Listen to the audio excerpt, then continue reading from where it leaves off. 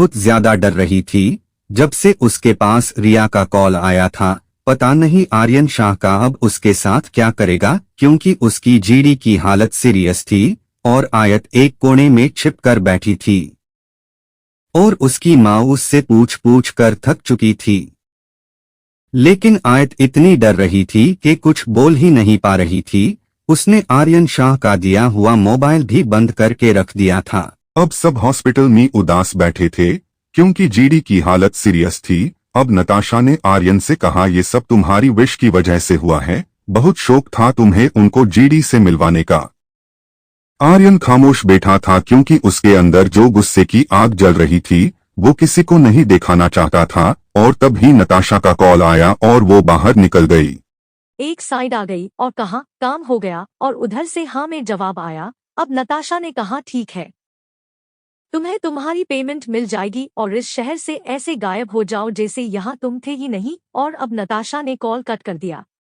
और निम्मो बैठी हुई बात कर रही थी जब दरवाजे पर बेल बजी और निम्मो ने देखा दरवाजे के वार्ड बॉय खड़ा था। अब उसने निम्मो से कहा, क्या शब्बीर बख्शी का घर यही है? और निम्मो ने हाँ में जवाब दिया।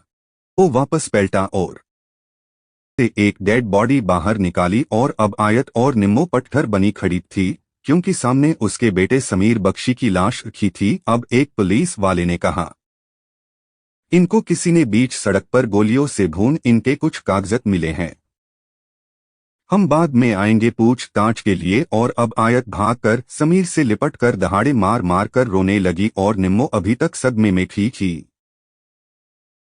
उधर आर्यन की जीडी दुनिया छोड़कर जा चुकी थी। आर्यन फिर से इस दुनिया में अकेला रह चुका था। आर्यन और आयत दोनों आज एक ही दुख में घिरे थे। मुझसे यूं मेरी जिंदगी क्यों खोई हुई, जाने कहाँ मेरी हर खुशी क्यों, किसे अपना कहे कोई अपना नहीं, कैसे जीना मुझे ऐ मेरे खुदा बता मुझे, है गिर रहे ये आंसू कैसे रुके खुदाया, बस में मेरे नहीं है ऐ मेरे खुदाया, है सब जानता तू लिखता है तकदीरें, हाथ जो मैंने थामा उसी ने है गिराया, है मेरे खुदाया, खुदाया, टूटा है दिल खुदाया, टूटा जो तू खुदाया, टूटा है दिल खुदाया, टूटा जो तू खुदाया, तू आए चाहे मांगी पूरी ना हो रही है सच के दिए भी है सच देखी अभी, टूटा है दिल खुदाया, टूटा जो तू खुदाया, टूटा है दिल खुदाया, टूटा जो तू खुदाया। अब नताशा, महक और गिरजा तीनों बैठी थी। अब गिरजा ने कहा, मुझे तो अभी तक यकीन नहीं आ रहा वो 2 कौड़ी की मिडिल क्लास लड़की आयत बख्शी आर्यन की बीवी है। अब महक ने कहा, जी हाँ, जिसको तुम मामूली समझ रही थी असल में वो वोहरा परिवार की जायदाद की मालकिन है। उसका वो मकाम है जो तुम्हारी बहन नताशा का भी नहीं है। और ये सब तुम्हारी वजह से हुआ है गिरजा, क्योंकि उस लड़की को आर्यन शाह तक तुमने पहुंचाया है। ना तुम उसको आर्यन के कॉन्सर्ट में लेकर जाती, ना उसका बुर्का पहनकर आर्यन को थप्पड़ मारती, और ना वो लड़की आर्यन को मिलती, क्योंकि उसकी औकात नहीं थी आर्यन शाह के कॉन्सर्ट में जाने की। और ना आर्यन शाह उसको गलियों में ढूंढता फिर रहा था, क्योंकि उसके लिए तो वो कब की मर चुकी थी। अब नताशा ने कहा, खैर ये सब छोड़ो, मैंने अपनी बहन की गलती को सुधार दिया है। मैंने अब लव और उसकी विश के बीच इतने फासले कर दिए हैं जिसको अब आर्यन और आयत कभी नहीं मिटा पाएंगे। और एक दूसरे से सिर्फ नफरत करेंगे। और बस एक आखिरी बार और सब खत्म, बस तुम दोनों देखती जाओ, क्योंकि नताशा वोहरा का काटा पानी भी नहीं मांगता है। तब गिरजा ने कहा, क्यों दी आपने ऐसा क्या किया है? तब नताशा ने मुस्करा कर कहा, जो किया है, जल्दी तुम सबको उसका रिजल्ट मिल जाएंगे, वेट एंड वॉच। मीरको को दुनिया से गए 1 हफ्ता हो चुका था और आयत को पल पल डर लग रहा था, क्योंकि आयत को ये भी पता चल चुका था जीडी अब इस दुनिया में नहीं रही है और आयत को उनके जाने का भी बहुत दुख था और अभी तक आर्यन की तरफ से कोई कार्रवाई नहीं हुई थी। अब आयत ने अपनी माँ से आर्यन शाह के घर जाने से लेकर अब तक की सारी बात बता दी, वो सब भी जो जीडी ने उससे कहा था। अब आयत ने कहा, मम्मा जो जीडी ने कहा क्या वो सब सच था? और अगर वो सब सच है तो आपने आज तक क्यों कुछ नहीं बताया? अब निम्मू ने कहा, मैं तुमसे सवाल करना चाहती हूँ, क्या तुम्हें अपने माँ बाप पर यकीन है या नहीं? दुनिया कुछ भी सोचे हमें फर्क नहीं पड़ता, हमारी औलाद क्या सोचती है ये ज़्यादा मायने रखता है। अब आयत ने कहा, मम्मा मुझे आप पर और पापा पर पूरा यकीन है, लेकिन फिर भी मुझे इतना बता दे, क्या वो सब सच था? तब निम्मू ने गहरा सांस लेते हुए कहा, हाँ सच था, लेकिन इस सच के पीछे कई ऐसे राज छुपे हैं जिनको तुम्हें अभी नहीं बता सकती, उसके लिए मुझे कुछ समय चाहिए। क्योंकि बेटा, कभी कभी हमारे हालत हमारे साथ इस तरह से खेल खेलते हैं कि हम बेबस होकर रह जाते हैं। कभी कभी किसी सच को सच साबित करने के लिए बहुत भारी कीमत चुकानी पड़ती है। बस तुम अभी इतना जान लो, तुम्हारी माँ और तुम्हारे पापा कभी कुछ गलत नहीं करेंगे और हम तुमसे बहुत प्यार करते हैं और हम तुम्हें खोना नहीं चाहते, इसलिए हमने तुमसे सब छुपाया।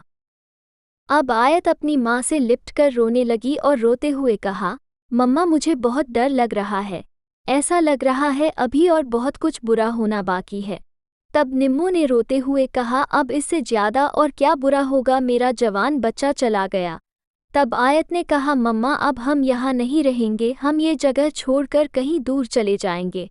और तब पीछे से किसी की आवाज़ आई, आयत इतना आसान नहीं है तुम्हारा यहाँ से जाना, क्योंकि तुम यहाँ एक पिंजरे में कैद हो। अब आयत और निम्मो ने हैरानी से उस बुर्के वाली औरत को देखा। अब उसने अपने चेहरे से नकाब हटाया तो आयत एकदम घबरा गई और आयत ने घबरा कर कहा, मैंने जीडी को कुछ नहीं किया, मेरा जीडी को हट करने का इरादा नहीं था। आयत को लग रहा था नताशा उससे जीडी की मौत का बदला लेने आई है। तब नताशा ने कहा, मैं जानती हूँ आयत, लेकिन ये बात तुम अपने सरफिरे हस्बैंड आर्यन शाह को कैसे समझाओगी, क्योंकि उसकी जीडी उसके लिए सब कुछ थी और अब वो तुम्हें पूरी तरह से बर्बाद करने की कसम खा चुका है और उसने तुम्हें दर्द देने की शुरुआत तुम्हारे भाई को जान से मरवा कर दी है। रोते हुए कहा, क्या मेरे भाई को आर्यन शाह ने मरवाया है? और आयत को फिर से आर्यन शाह की धमकी याद आई। अब आयत और निम्मो रोने लगी। तब नताशा ने कहा, रोने से कोई फ़ायदा नहीं, मैं तुम्हारी मदद करने आई हूँ, क्योंकि जिस तरह से उस वोहरा परिवार ने मुझे सताया हुआ है, मैं नहीं चाहती किसी और लड़की की भी जिंदगी बर्बाद हो, इसलिए मैं तुम्हारी हेल्प करना चाहती, क्योंकि तुम्हें अब मेरे सिवा कोई आर्यन शाह से नहीं बचा सकता, क्योंकि अब वो तुम सबको एक एक करके जान से मार देगा। अगर आर्यन शाह से बचना है तो तुम्हें वही करना होगा जो मैं कहूँगी। तब आयत ने कहा, आप जैसा कहेंगी मैं वही करूँगी। तब नताशा ने कहा, तो तुम्हें कल ही अपनी फैमिली के साथ यहाँ से निकलना होगा, क्योंकि आज रात आर्यन शाह और उसकी फैमिली जीडी की अस्थियां गंगा में विसर्जन करने के लिए हरिद्वार जा रहे हैं और उनको वहां सब काम निपटाने में 2 दिन का समय लगेगा और इसी बीच तुम्हें यहाँ से निकलना है, क्योंकि अगर आर्यन के यहाँ रहते तुम मुंबई तो क्या अपने घर से भी बाहर नहीं निकल सकती, इसलिए तुम्हें उसके पीछे ही ये काम अंजाम देना है। तुम्हें चुपचाप यहाँ से स्टेशन तक जाना है, वहाँ पर तुम्हें मेरे कुछ आदमी मिलेंगे, वो तुम्हें और तुम्हारी फैमिली को ट्रेन में बैठा देंगे और वो ट्रेन कोलकाता की है। वहाँ पहुँचने के बाद मैं तुम्हें सब फ़ोन पर बता दूंगी आगे क्या करना है, क्योंकि तुम्हें वहाँ वही रिहान नाम का लड़का मिलेगा जो तुम्हें रिया के घर मिला था। वो तुम्हें अपने साथ अपने घर ले जाएगा, क्योंकि वो लड़का तुम्हें पसंद करता है और तुमसे शादी करना चाहता है। मेरी उससे बात हो चुकी है, वो एक अच्छा लड़का है, इसलिए यहाँ से जाकर उसके साथ सेटल हो जाओ, टिकट सब तुम्हें मेरे आदमी दे देंगे, बस तुम चलने की तैयारी करो और इस बात की किसी को भी खबर नहीं होनी चाहिए। रिया को भी नहीं समझ गई आयत। अब मैं चलती हूँ। और अब नताशा ये कहकर चली गई। निम्मो और आयत अभी तक हैरान खड़ी थी। अब आयत और उसका परिवार स्टेशन आ चुका था। वहां उनको नताशा के आदमी मिले। उन्होंने कहा, हम नताशा मैडम के आदमी है। मैडम जल्दी करे, लेट हो रहा है। अब निम्मो अपनी दोनों बेटियों को जल्दी से ट्रेन के अंदर गई। अब जैसे ही आयत और अपनी फैमिली के साथ ट्रेन में बैठी तो वहां फायरिंग होने शुरू हो गई। और अब आयत बहुत ज्यादा घबरा रही थी क्योंकि सामने से आर्यन शाह के आदमी आ चुके थे और अब उसको पता चला वो किस कदर आर्यन शाह के आदमियों से घिरी हुई थी। वाकई आज नताशा उसकी मदद नहीं करती तो कोई उसको इस शहर से एक कदम भी बाहर नहीं निकालने देता। कदम पर कोई कातिल है, कहाँ जाए कोई। हर कदम पर कोई कातिल है, कहाँ जाए कोई। जिंदा रहना, जिंदा रहना बड़ा मुश्किल है, कहाँ जाए कोई। हर कदम तुम यहाँ से जाओ।